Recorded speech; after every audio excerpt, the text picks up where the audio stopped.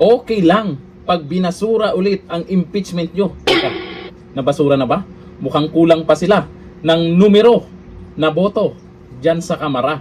Balita natin, may mga pamiting pa si Charis dyan. Ayon dito kay, suppose ni Alvin Tourism ha. Alam nyo, nagpatawag ang isang Charis ng meeting sa office. But take note, individually. Is this the time to relay the offer? Lah. Or, totototot. Ay, alam na natin kung ano yung plano nila dyan.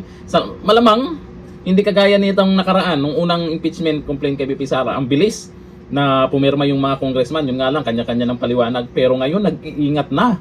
At hindi natin alam kung kakayanin talaga nila yung target na boto para ma-impeach si BP Sara. At sa Senado na natin aabangan sa mga susunod na buwan o araw. Kailan nila umpisahan yan kasi excited yung tuta dun eh. Ayon dito sa balita ngayon, try again sa 2027 at 2028 mga buhayang magnanakaw. Ayon po yan kay Kiko Barsaga. Ito ang matapang na pahayag ni Cavite 4th District Representative Kiko Barsaga kaugnay ng nagpapatuloy na issue ng impeachment proceedings laban kay VP Sara Duterte. Sa kanyang mensahe, tila hinamon ni Barsaga ang mga nagsusulong ng impeachment. Ang sabi niya ha, okay lang pag binasura ulit ang impeachment niyo. Naku, mukhang magkatotoo yan ha. Try again sa 2027, alanganin na yan. At 2028, mga buhayang magnanakaw. Sa taong yan kasi, 2027, 2028, alanganin na sila dyan kasi ay mag-i-eleksyon na. Talagang mahirapan na silang kumuha ng suporta niyan sa pagpapa-impeach kay BP Sara. Kasi ngayon pa nga lang, di ba, nag-alangan na yung iba.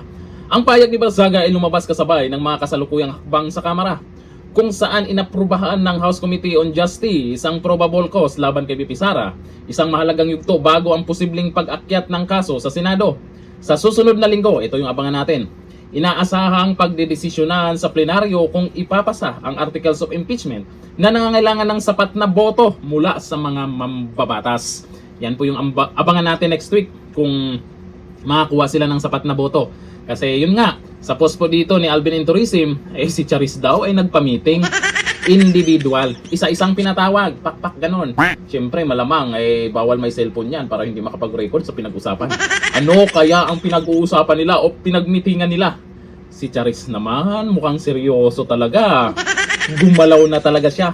Galingan nyo pa, Charis. Yun nga lang, yung mga congressman dyan, kung alam na nila yung mga plano nyo dyan, na malalaman din naman ng taong bayan at posibleng maging negatibo ang epekto para sa kanila pag pumirma sila, pag pumabro sila sa impeachment BP Sara, ay kaya yung iba nga nag-alangan, di ba? Sa ngayon walang balita. Hindi kagaya nakaraan ang bilis eh. Ang daming pumirma kaagad eh. Ngayon, inaabangan po ng taong bayan kung sino-sino yan ang pipirma dyan. Abutin kaya ang 100 na kongresista na pipirma?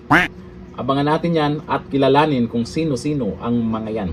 Kasi kung pipirma sila sa lugar nyo, abangan nyo kung pipirma din o papabor din sa impeachment BP Sara. Pero desisyon nyo kung susuportahan nyo pa rin siya. Hanggang dito na, thank you. Bye-bye.